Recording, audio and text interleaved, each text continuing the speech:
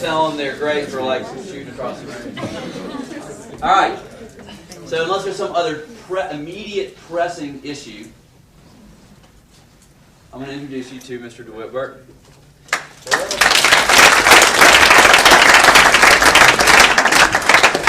It's probably the easiest round of applause you've ever gotten in your life. Absolutely. DeWitt and I have known each other a long time. We were in the journalism school together, and now are both in about our 25th postgraduate year of life in the music business. DeWitt's current... The Odyssey. That's right, the Odyssey right through it. DeWitt's current job, he's best known as REM's equipment manager, but it encompasses so much more. And he's done so many other things. So we're going to start talking about, some tour stuff here, just what goes on. We're talking this on the way down here. And then we're going to work through to some, how you wind up getting some of these gigs. As we talked about the difference in gigs and jobs, et cetera, et cetera. So what do you just got back, you just got back a while ago. What are you going to do? I just got back from a bi-coastal tour of doing promotional and live performances for a Peter Buck side project called Tired Pony. It features Peter and Gary Lightbody from a band called Snow Patrol. Garrett Jackknife Lee, a pretty famous producer these days. He's one of the performers. Scott McCoy, longtime REM sideman. Richard Colburn, the drummer for Belle Sebastian. And Ian Archer, a songwriter from Northern Ireland that you probably have never heard of, but you've probably heard many of his songs. He makes his living as a songwriter, including writing a lot of the songs for Snow Patrol, which are multi-platinum selling artists.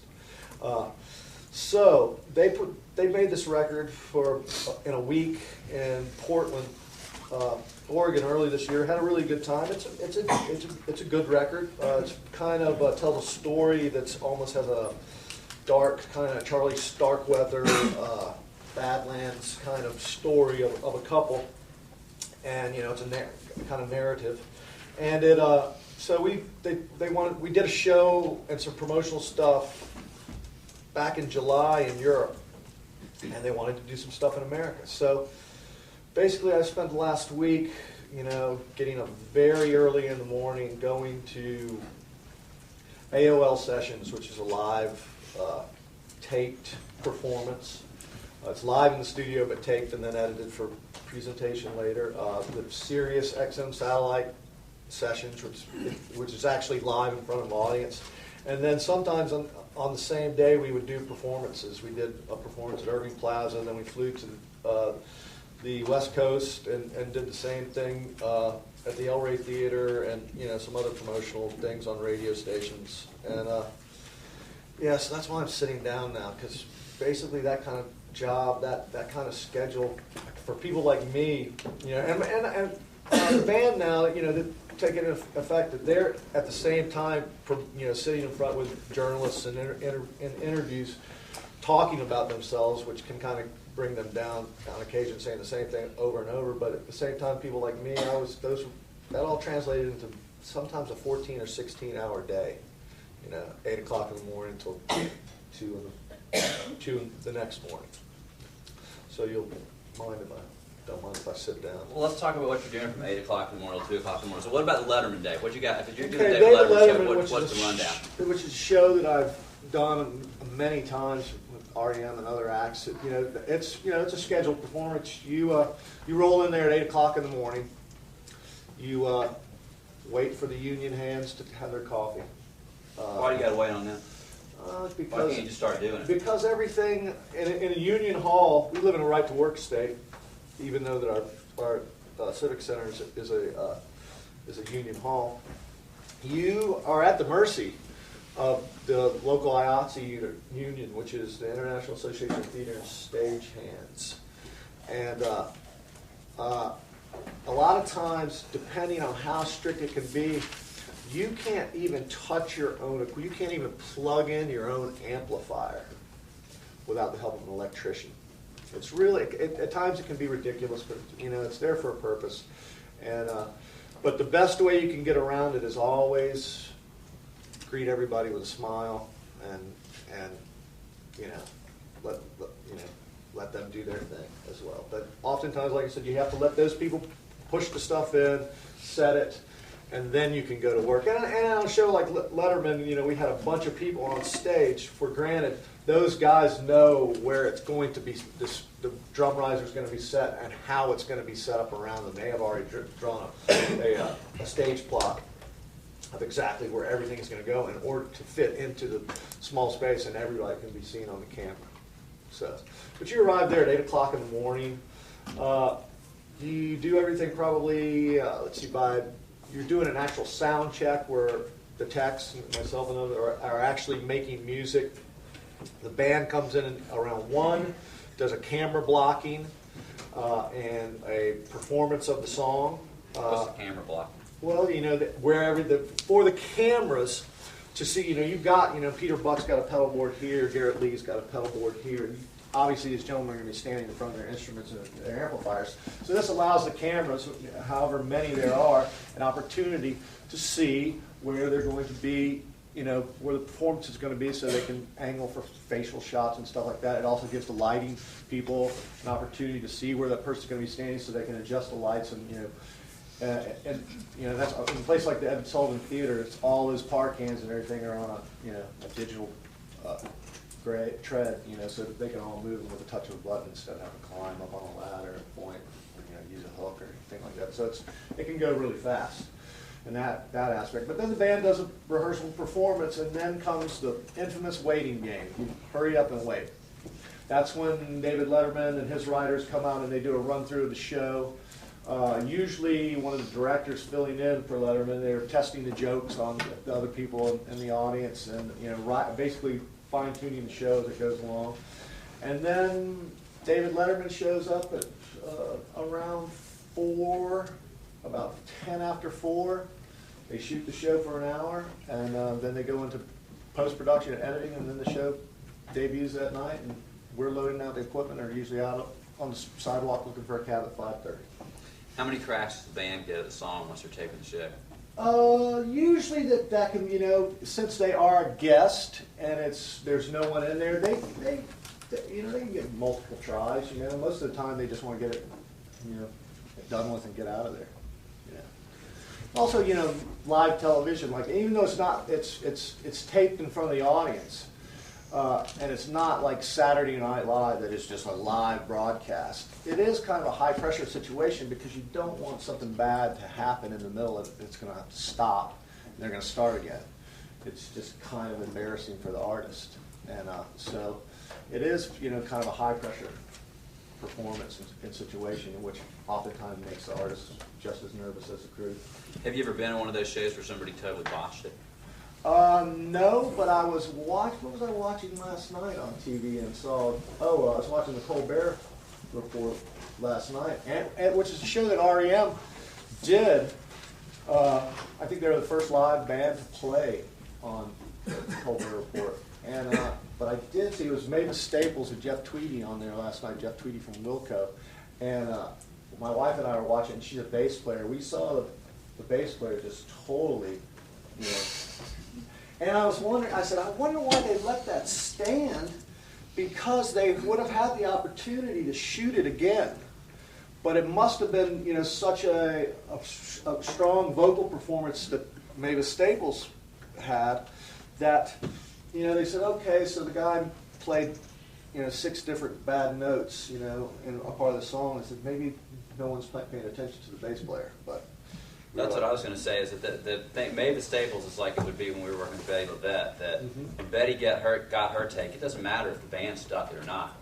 That's the take. Yeah. And even if she's going to overdub her vocals later, the one that she's saying that she felt the best about, that the track was covered by the band, that's the take, and you're living with it. And somebody like Mavis Staples, who's done this for 40 years, it's like the bass player doesn't get to pick. I saw the bass player getting the eyes of doom from Jeff Tweedy during the performance, like, what are you playing? But, yeah. All right, so you did Letterman when you're up there, and you guys also played the Irving Plaza. How many people fit in the Irving Plaza? My guess is, and now it's called the Fillmore at Irving Plaza, you know, as a I guess an homage to the old Fillmore East that was in New York and that closed in the 70s. I think it's about a 1,300 person room, George. Would you? The Fillmore? No, the Irving Plaza now. I don't have a clue. I'd say 1,400 people. It's a standing room only venue with a standing balcony where the sound engineer is, and then it has a left and right mezzanine, I guess you would call it. It is oftentimes like a special guest area, you know, celebrities and such. So what times a day? So what's the work day like in a mid-size hall like the Irving Plaza in New York? Irving Plaza. Irving Plaza has a curfew that you have to work with. No, because it's in a building where there are other offices and everything, you can't make noise in there till 5 p.m. Well, doing this Tired Pony show, seeing that the band bands from all corners of the globe, they don't play, you know, they can't remember the songs. Most of the songs were recorded on 1 or 2 takes in Portland, so they're trying to remember. We want to do a rehearsal, and we're not carrying our own monitor engineer, so we want to give the monitor engineer, the gentleman that's performing the on-stage monitoring of the performance, so that the guys can hear themselves, has a fair shot and a chance at, you know, getting things right. You know, it's got a bunch of mixes, there's a lot of different instruments and stations where people will be standing and performing. You've got vibes on stage, you know, front line and monitors across, you know, a couple guys standing upstage a little bit. So we said, okay, we can make noise at 5. We're going to have to push the doors back for the venue till 8, so we can have, you know, a good 3 hours because you can load in at any time, you know, and get everything set up, and then so you can start making noise at 5. But somehow Irving Plaza for this show said, you know, nobody wants to stay late at their job, so they said, we'll let you guys make noise at 3. We'll okay it with all the people in the building. You can start making noise at 3 as long as we can still have doors at 7. The opening act at 8, Tired Pony at 9, and we can all be out here by 11:30. I was like, so we load in that day for a 3 p.m. sound check. We load in at noon into an elevator up the stairs, put the stuff on the stage, get it set up, line check all the instruments, make sure we're front of house, everybody's getting signal, and start ringing out the monitors. The band starts showing up, picking up their instruments. Boom, they just start kind of an impromptu performance, and then there's a lot of special guests as well. So we have, you know, these other people coming in, learning the songs, learning their vocal parts. You know, it turns into a 3.5 hour rehearsal. But, you know, good thing, like I said, for the monitor engineer, not knowing the record, not knowing the personalities, gives him an opportunity to get in there and do his thing, which is a really, really high pressure situation for him, you know. And there's a saying in the roadie or music production business, like, friends don't let friends mix monitors. It's a thankless job, you know. On occasion, when you do a really good job, somebody says, thank you very much. And on occasion, with the Tired Pony guys, they're like, God, you're incredible. What's so terrible about, I mean, I know, but tell us what's so terrible about the monitor job.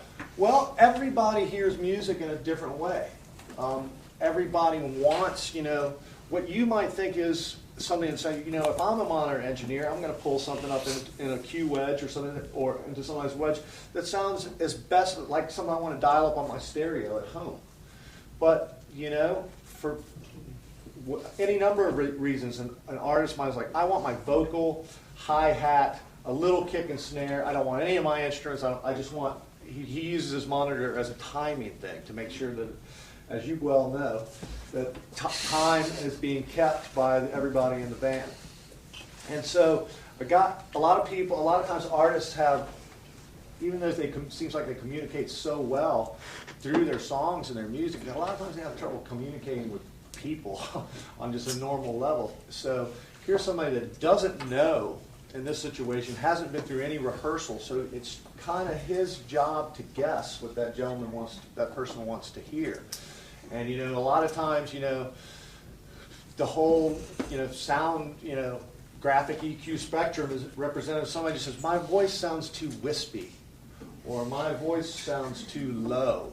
Whereas an audio engineer, you know, will sit there and ring, you know, goes, you need more of this frequency, less of this frequency, you know, in the speaker. So it can just be trying and a thankless position. Yeah, you got, in the case of Tired Pony, you've got one guy who's essentially doing 6 different mixes for 6 different audiences. Right. The guy out front has one audience of 1,300 people. He's the one playing the stereo. Yeah. This guy has the monitor engineer is doing something completely different and probably goes against all rational thought to him. It's like, why would you want that, brand new EV box to sound that crappy? And but you just have to do what you're there to perform a service for the person. So you've done sound check, doors, then opener, a show. lot of- What's the good and what are the struggles? Well, in that case, it was a very small stage, and for me, there's not a lot of place to move around. There's no really place to be. I hate being on stage. So I built this little enclave with these racks of just all these instruments that I had, because throughout the show I was taking care of about 3 guys, and they were playing a different instrument, oftentimes a different tuning, or either something capoed, at a different fret on every song. So for me, it was really, having to pay attention and stay 2 or 3 songs ahead and get out there and drop, an instrument on a stand. And at the same time, you got, a cable, like for instance, Scott McCoy, he's got a cable for a guitar going into an amplifier. He's got a cable for an acoustic guitar. He's got a cable for a banjo. He's got a cable for a mandolin. And he's also playing a pump organ. And Peter Buck, he's playing a mandolin and a guitar and a banjo. Garrett Lee's playing everything, vibes, and So you've got all these cables to manage, and those guys, during the heat of the show, they're always just looking. Oh, this is it. And you got to make sure nobody's plugging an electric guitar into a cable that's going into a DI for a banjo. That would be a rude awakening for the guy at the front of the house who's got the signal on the banjo cranked as loud as he can, because it's got a small Fishman acoustic pickup in it, and all of a sudden he gets a Epiphone Elitist 12-string with 2 humbuckers that are wide open. It would be problematic. All right, so they do their show. It goes off hopefully without a hitch. Not too many Epiphones in the banjo. No, you just got to practice cable management. And so then this is a tangent on this. Then the on-stage crew techs must have their wits about them at all times. Absolutely. And to address that, somebody, I know what everybody thinks about, roadies or techs or whatever you want to call them in general, but I can assure you we don't have any adult beverages before the show. Are you aware of anybody ever losing their job as a result of their desire to participate in too much adult beverage usage? Not the band. Basically, the crew acting like the band, even indirectly. Yeah. Me too. Countless times. It's the biggest downfall of, and these traveling crew jobs are good jobs if you're cut out for it. You're going to get on a mid-size, or you're the new guy on a mid-size club tour. How much money are you going to make? I think the going rate. I don't think most people leave for a place that's going to. A band that's going to, be put in a place like Irving Plaza, 1,000 room or 40 watt, something like that, 1,000 person room. A qualified, decent guy is going to make at least $1,000 a week. You break it down to like any kind of instrument rental is. Goes like, if you rented a set of drums for your studio, you'd rent for a week, and 4 days being a week. Right. It's 4. So even 4 shows in a week. If you're doing, like 6 or 7 in a row, something like that, you can occasionally ask for more money. Usually management companies that are together that have acts that are at that level are I wouldn't say generous, but they're honest. They know that to retain good people, you got to pay people, and to retain good people, I mean people that behave, get the job done, can be relied on, and you got to be there every day, rain or shine. I can recall doing a tour with REM. We were in Eastern Europe in January and February, I mean, we're in Russia in February, which I was like, why didn't we come here in June? You know, but so I mean, we're playing in hockey arenas, you know, on floors with, you know, where you're standing on plywood all day, where, you know, you can feel cold just literally in your bones all the way up to your hip joints. You know, it feels like you're running out of glass, like if you fell over, you know, you'd break. But on the tour, a case of the flu. I mean, honest to God, influenza. You know, not what you get when you had too much to drink and don't come to school the next day, you know. But the honest to God influenza, you know, hit, and you've got all these people on a bus. It's like a giant petri dish. And the thing is everybody who took a flu shot was fine. I didn't take a flu shot because, you know, I was like, I don't know if I want to put, you know, a little bit of that stuff into my system, you know. So, but I found out, you know, I got the flu. And how do you get rid of the flu? Rest and liquids. And you let your body run a low-grade fever that cooks the, you know, the virus and it leaves your body. Well, in order to get through the day, you can't run a fever. You've got to take medicine, you know, that you know, relieves aches and pains, and it is a, you know, aspirin or whatever, which is a fever reducer. And you can pump fluids, which basically keeps it alive. So what you basically do is you just keep the flu at bay for weeks. And I can recall having it just being difficult to get out of bed every single day for 4 weeks, you know. And you just want to quit, you know. And on your day off, you know, you just spend, you know, in a steam room or in your, you know, your bathroom, you know, soaking, you know, just trying to raise your body temperature to kill the bug. And then you go through a period of time where you feel better, but then the flu bug is just strengthening inside you, and then boom, you're down. But I had the flu for 6 weeks, and it was one of the most miserable experiences of my life. So it's not all super glamorous, you know. It's hard but it's rewarding. Work. You get paid. You can get paid pretty well to do it, and you get paid really well once you get to a certain level. But at the same time, you have to make the sacrifice of leaving home. You know, the optimal place to be is a place where you get paid well enough where you can only work 6 months out of the year. And you can spend the other time with your family or doing something else, you know, a job at home or something like that. When did you get home from that Tired Ponies tour? I got home from Tired Pony Monday night about 10 p.m. No, Tuesday night about 10 p.m. And then yesterday I spent a day in the bed. And watching a little baseball on the sofa, and I'm still just kind of beat because it literally was, you know, 14, 16 hours a day, and it's not hard manual labor. I've done that too, you know. I'm not digging a ditch, you know, or you know, building a house, but you know, you pushing, you know, you work hardest at the beginning of the day, at the end of the day. So that's, you know, gives you an idea. You're loading the truck in the end of the night, unloading the truck in the morning. And then you're home for a couple of weeks, and what are you going to do after this? Well, you know, REM, we spent most of the year making a record, and I'm a salaried employee by them, and you know, they're an amazing organization. You know, they do everything like you think that they do. You know, my wife and I are insured. You know, I'm paid a year-round salary, even if we're working or not working. They also give me the opportunity to go and do what I call double dipping. You know, while I'm being paid with them, if they're not busy, I can go and do you know, other tours and stuff like that. And I have to balance that with my wife at the same time because she doesn't like for me to be away from home. And I you know, not crazy about being away from home either. But so I often look, and there's a small bevy of artists that I work for almost all the time if I'm available.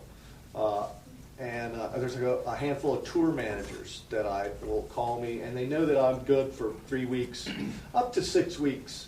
You know, I'll you know, can come out and do a tour. So I just found out I'm leaving on the 23rd of this month to go to Europe until the middle of November with the Black Keys from Akron, Ohio. Yeah. And I've got the job. You know, they kind of headhunted me through a tour manager. For years now, my wife was a sound person or sound man, sound woman at Tasty World for several years. She mixed the Black Keys when they rolled through there in a van a couple times. And so a tour manager that I've worked with on numerous occasions, and we get along really well. He knows what kind of work ethic I bring to the table. He contacted me and said, you know, the Black Keys have always used their friends as crew in Akron, Ohio. And, you know, all these shows are sold out, and you know they're moving into these bigger venues. They're definitely a band that's on the rise. You know, it seems like I've heard that one song that's kind of a hit off Brothers right now. I heard it on 3 different ads this morning on TV. You know, they sold that song for, I mean, literally 3 different, a car ad, you know, and 2 other kind of ads.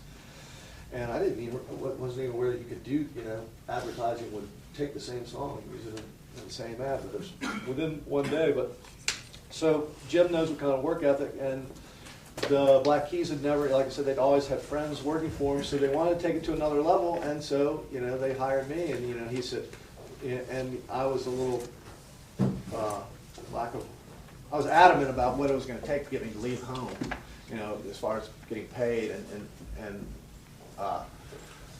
and some of the accoutrements of touring, and you know, they were reticent. I just told them, I said, you can send this to the Black Keys management. So I think they're an important band. I think they're a great band. And I wish them nothing but continued phenomenal success. But I'm not going to leave home for that. You know, I can go get a job at Home Depot, you know, or McDonald's, you know, for that much. McDonald's.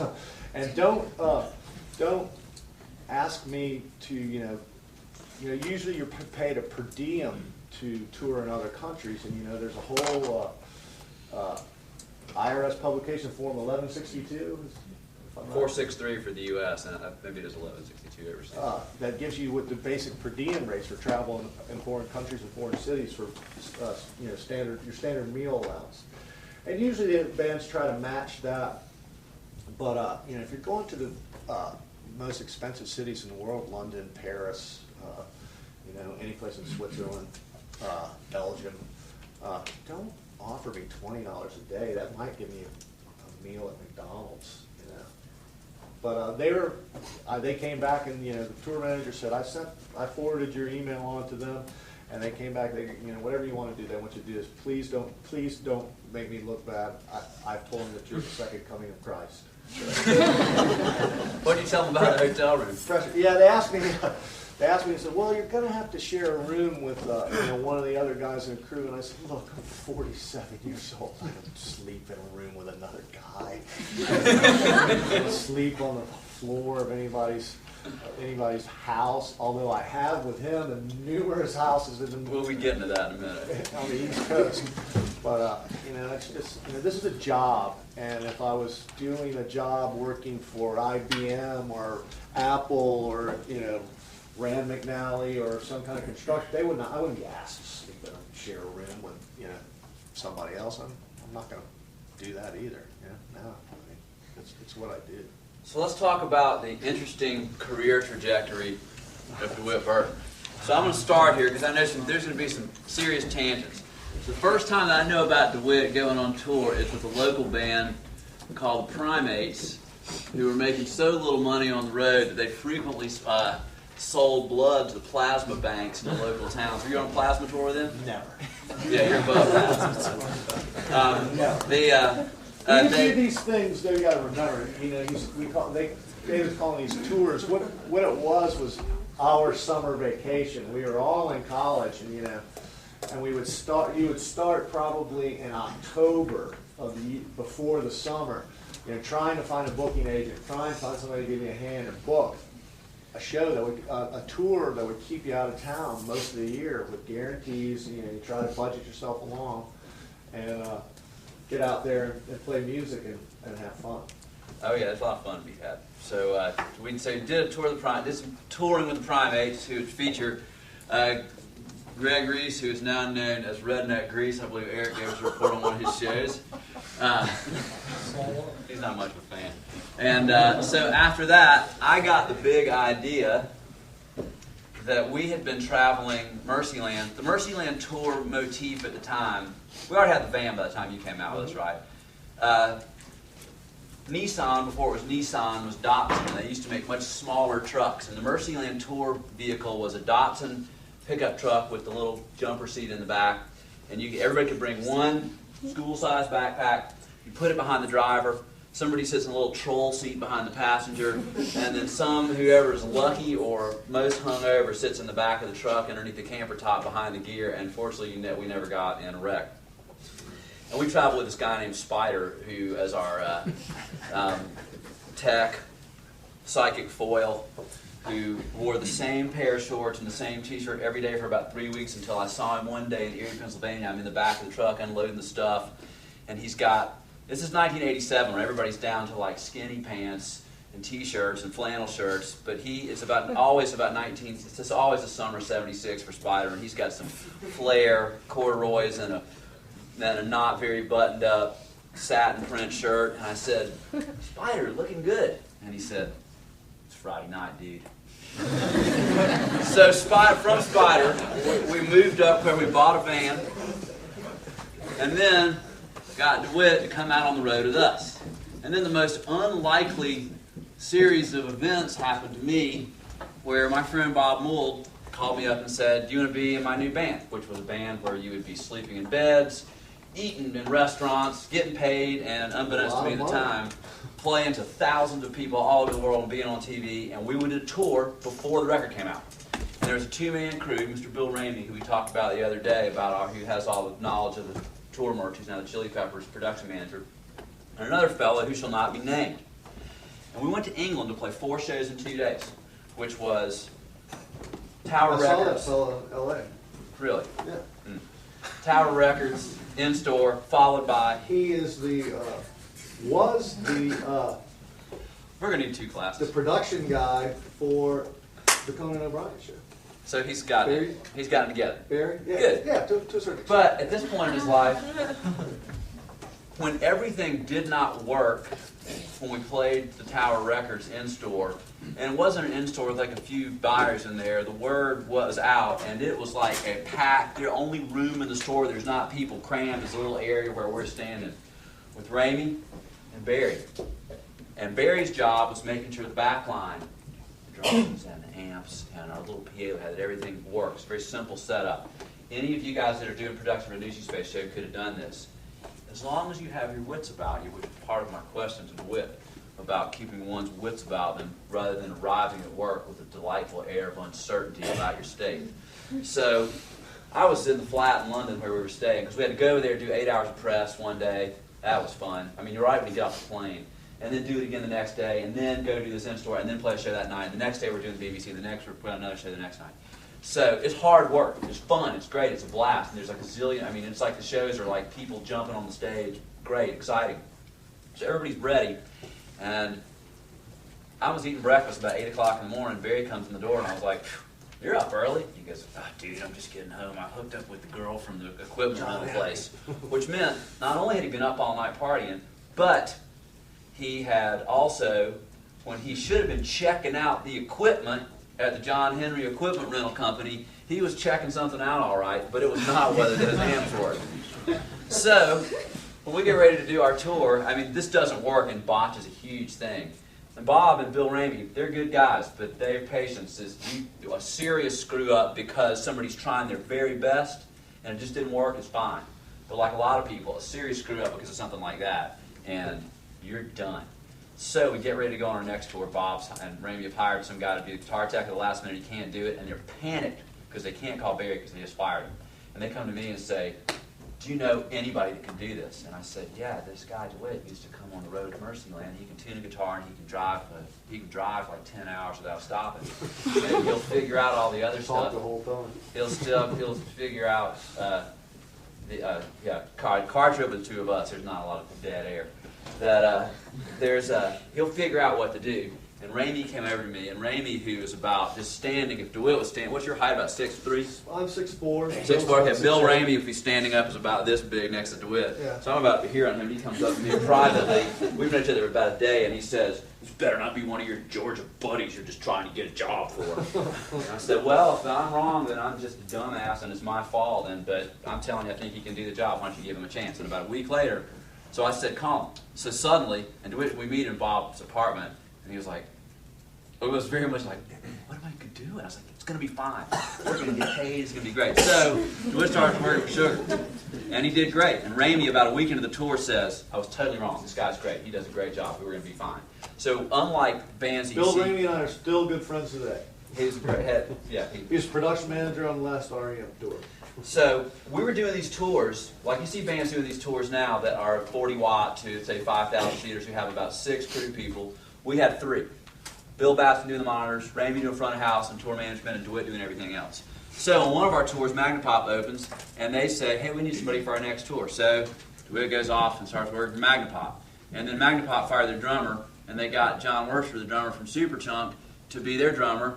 And then they needed somebody, and they said, hey, you know, this guy that just worked with Magnapop did a good job with us, so why don't you come work for Superchunk? And the Superchunk made a record with Brian Paulson. And Paulson was also making a record with Sunvolt. And Sunvolt said, hey, we need somebody. And Paulson was like, hey, you know what, I know this guy DeWitt who worked for Superchunk. Here's where I just would hire them. And Sunvolt tells DeWitt, hey, you know, we're looking for somebody to make a record. And DeWitt says, you know, David's making these records back in Athens. You should get him to do this. And then we've got that coming right back over here. So now we've got, just through all this stuff, suddenly, and now he's not a new guy. He's never done this stuff. Now you've got a couple of years of touring. All, you know, you've got some, you know, mid-sized theaters, punk rock clubs, bigger punk rock clubs as a headline draw. Festivals. Of the then brand new Americana circuit that was basically created by Uncle Tupelo, which splintered off into Wilco and Sunvolt. So what happens? So tell us some others. What happens next? So we've made this like crazy path from these guys that sell plasma to like play in festivals in the brand new Americana circuit. So tell us some others. What goes on next? As a result of that, as a result of my working with Bob Mould, who was, you know, an indie legend, especially in the UK, I got a band with a job with a band from Northern Ireland named Therapy.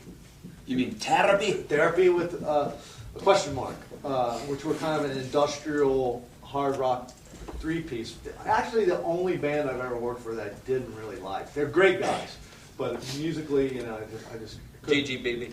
Great guys, bad band. But they were huge. They headlined the Reading Festival. I mean, they were, you know, the band du jour for a little while for NME and Melody Maker and all those European publications. As a result, we did a tour of America with, you know, this is right after, you know, Seattle took off, you know, Nirvana. Well, actually, Nirvana hadn't even taken off yet.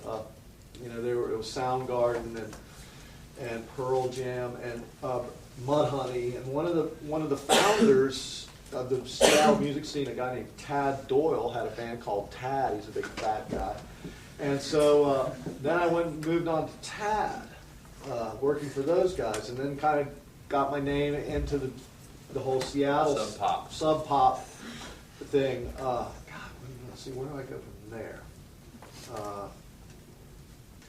You know, but this all occurred, you know, before, and then, you know, then I kind of hooked up with Sunvolt, you know, and after, you know, Tad and them, but I'm thinking something else, you know. I've done a lot of one-off stuff, you know, gone to Europe for, you know, a couple shows, promotional stuff like that, but. Well, I'll just throw some other ones out there. Lucinda Williams, you've done a bunch of that. Yeah, well, the Sunvolt thing, like I said, led me into like this whole kind of Americana genre kind of thing, and they did really well. You know, out of the box we're doing a lot better than Wilco, and became one of the first acts that kept me on a retainer because they were on tour all the time. You know, so I was retained by a salary even when I was sitting at home. You know, because they had a lot of money behind them at Warner Brothers, and maybe that was part of the demise of Warner Brothers. Was that Gary Briggs working for back then? No, it was me and Gary Sheepers was the front of house gentleman, a guy from Chicago. George Werner was a tour manager. Ed and Sharon, who were also manager of the Connells, you know, in Raleigh, North Carolina, were the management team. You know, and Sharon is still, you know. Sharon's now managed to John Yellow, a great engineer, and is Greg Calby, the great mastering engineer's manager. Yeah, and she manages a couple other little, and still manages Jay. And still manages Jay Farrar. Still manages Jay Farrar, but yeah, I rode that, out for a while. Then, I first worked for REM in 1994 when the guy that was doing my job, who left them in 1999 and moved to Ohio to get married to this woman. In '94, I went and they set up at the Crosstown Studios in Atlanta to rehearse for the record Monster. And as a result, they got down there and the producer, engineer, Scott Litt, was listening to the material and said, God, it sounds great in here. Let's just set up and record it in here. So it turned into more than a 3-day job into like a 2-week job of being down there and helping all day. And I had known, Mike Mills and Peter and to an extent Bill, the drummer, through my association, local music, and David and everyone, and Mike and I played on a softball team together. But I did, and I worked in this business, but I'd never worked for them. And then in 1999, their first tour after Bill Berry had stepped aside, stopped playing the drums, they were going on tour with Joey Warnaker, who is a famous, the son of Lenny Warnaker, who was president of Warner Brothers, and he in and of himself is a famous producer and a session drummer that played on numerous records. They hired me to be the drum tech and take care of the drums for Joey, but then that also spread to, at the same time, they had Ken Stringfellow and Scott McCoy playing more, multi-instrumentalists doing guitars and keys. So I became the drummer and the guy that took care of the other two guys, And so from there, I got out of the music business for a little while and went to work at my alma mater, one of my alma maters besides the University of Georgia, Young Harris College. I worked there for a couple of years in the alumni relations department. But I got a call from Peter Buck when this other guy left his longtime position that he'd held for 16 years. And I was sitting in my office there and said, hey, what are you doing? You looking for a job? I said, I got a job.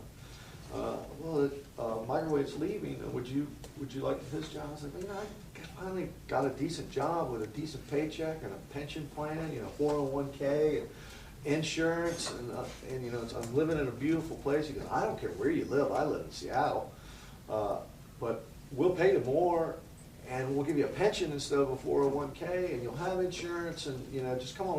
We talked about this, and we really we saw your work ethic in 1999 and what all you could handle, what all you did, and we think you're the perfect guy for the job. So, he basically made me an offer that I couldn't refuse, and so then the crowning thing was like, well, I got this beautiful little house on the lake, and my sailboat parked out in front of there. It was on Lake Chattooga, if anybody's familiar with that, up around Hiawassee. And I said, I really don't want to move. And Peters was, I live in Seattle. All of our stuff's in Athens. I'm never going to call you and say, hey, I need something in an hour. I know that it's going to take, a couple days for anything to be shipped out here anyway. I talked to Michael, and he's like, I'm a singer. I don't play any instruments. I don't need anything from you. And but then I talked to Mike, and Mike's like, I live my life kind of on the spur of the moment. I need you to be kind of close by. And I said, okay, well, I'm not going to go back to Athens and rent a house. Let me find a house. So I lived up there for about an additional 6 or 7 months until I found a house to buy and moved back to Athens. And as a result of that, working with the REM and working with production managers and other tour managers, it's taken off since then. I'm one of the guys that can, due to my association through, with the Uncle Tupelo guys like Mike Heidorn and Jay and Jeff Tweedy. I'm one of the guys that can work for Jay or Jeff Tweedy. They don't. Yeah, I get along with both. I get along with all of them. That's yeah. I talked to Mike Heidorn on the phone last night. Tell him that It's an exclusive club. Huh? It's an exclusive club. Yeah, exactly. Jay and Jeff don't talk to each other, but they both talk to me, and a lot of times it seems like they're talking to each other through me because I'll tell him this and then he'll tell him that, blah blah. So you've had some interesting one-offs too. You did, didn't you do something with Sheryl Crow and Keith Richards one time? Yes, I was in New York working, doing a promotional thing for REM. We were playing at the Museum of Recorded Music. We were doing the Letterman show. I was all promoting, I think, the Reveal record. A tour manager that I'd worked with on Therapy, who was tour managing Sheryl Crow, found out we were in town. So he called the REM office, got my number. He called us, and he said, "You've got one guy that I've had working for me, Andy Wolf, out with you." And I said, "Yes." And he said, "So we're doing a one-off in New York tonight at this club. We're renting this club called Fez, and we're doing a show for Sheryl Crow's fan club. Would you come down and work? And I'll pay you this X amount of dollars." And he goes, "Can you bring anybody?" So I took me, Andy Wolf, Terry Pearson, and Manu Goodwin to mix the front of house. And it turns up, it's like this all-star show. It's the Sheryl Crow Band with Keith Richards, with Steve Earle, just all these amazing, like Keith. I mean, I'm handing a guitar to Keith Richards that night, and I literally cannot understand a word the guy is saying.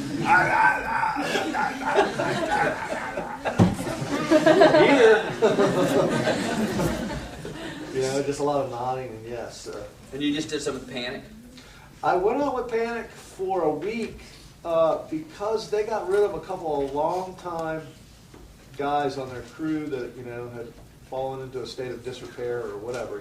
Things weren't working, and they wanted to hire some local guys who were younger to go out and they wanted a local guy so that maybe they could bring them in the fold, make them full-time employees, and test them out. So Chris Raybold, their production manager, who's a very good friend of mine, asked me to come out on tour with them and be a consultant and show these other guys. They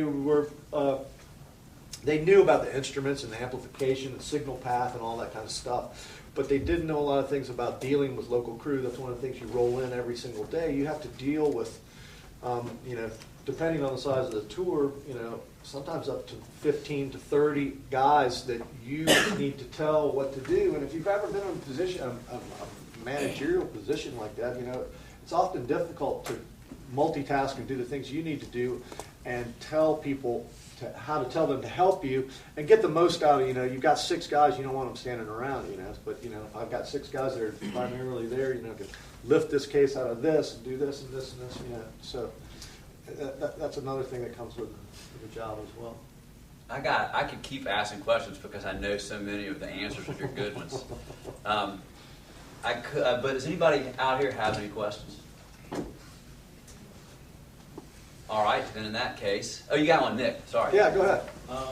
So when you go overseas, right, you go on tour, how does it work with you? Do you have to get a visa and you have to pay for that? Yes, most of the time that's going to be handled by the band or the band's management or the record label. But yeah, I will. I have a PDF file that I send that's got a photo of the first page of my passport and has all the relevant information, my social security number, all the the relative 15 questions that they ask, when you are trying to enter into another country. And that's another thing about my job. I've been able to visit. I'm not from a wealthy family, and my folks are decidedly upwardly middle class or middle class or whatever. But my job has allowed me to travel to 6 continents. I've been everywhere but Antarctica.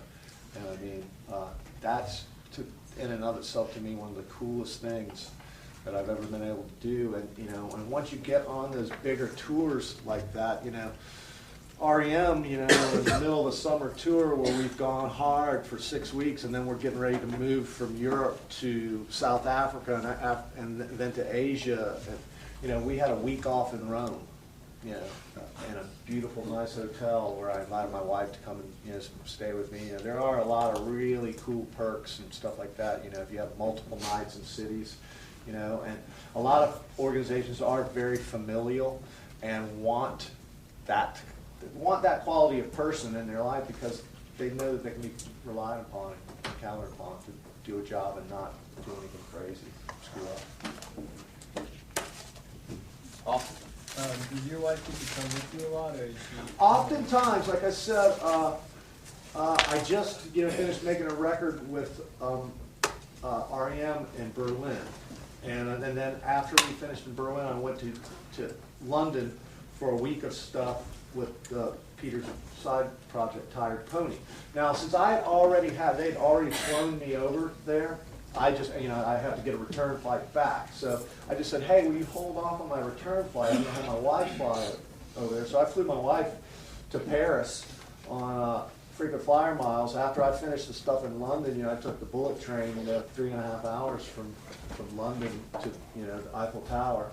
And met my wife there. We spent 5 days in Paris, and then we traveled on an overnight train, spent 5 days in Barcelona, and then flew back home. So yeah, we always try to combine that kind of, a vacation at the end. And like I said, oftentimes with bigger acts, it's a really you can get in with really familial organizations where it's they promote and are into it being like a family thing, because as long as everybody's got their family around them, they're always happy. I'm going to ask you one. Does anybody have another question? Go ahead, Brian. And my question, I'm not going to worry back. Has there ever been a time where there's been something that's gone terribly wrong? Or David Barty can tell you my first huge gig with Finsbury Park with the Sugar Band. So and this is once again goes back to you've got local stagehands helping you and stuff, and so I'm moving Bob Mould's enormous guitar rig, which basically consists of 4 amps, an effect rack, 2 towers of amps, and then another little tower of amps that they all ride on little we call them skateboards, rolling risers together, and they roll. I'm backstage, have everything tested, everything works, the MIDI selection is everything's working. So then I get these guys to help me push it out there during this 15-minute changeover. The drums are on a riser, they're set, they're good. The bass, the 2 SVTs are set, you just plug straight into them, they're fine. So, I check the bass, it's fine. I get up there, I hit the drums for the front of house guy, he's got all the mics and everything. So then I move over to Bob's rig, and, it's fine. Then it's not working, And then Bob just comes out there and, before anybody says, hey, is everything working? He just comes out there and people start clapping and I hand him the guitar. It's like, it's not working. So the runner, he's like, okay, he's looking at it, everybody's, the clock's ticking, everybody's sitting there. 26,000 people. Yeah, 26,000 people, they're going, sugar. And he hits his guitar and there's no sound coming out. Okay, I've got signal going to the compressor. I've got signal going to the delay. So he's telling me, and I'm following the signal path. He goes, it's got to be something back there behind you. And I look down when the guys were moving the stuff. They unplugged the speaker cabinets. I just saw the speaker cables dangling there, and I just went bloop. And then, but that 15 seconds is the worst 15 seconds of your life. It was 15 seconds that felt like about an hour. Yes. And but great tell the rest of it guys, later, but it had been. I know I personally had been awake for 60 hours straight when we took the stage to play that show. And I've probably been awake for 70. He was involved. So we'll have a quick parting gift for Mr. DeWitt. It is 2 University of Georgia beverage vessels. So I'm sure you and your lovely wife will put these. Let's hear it for DeWitt.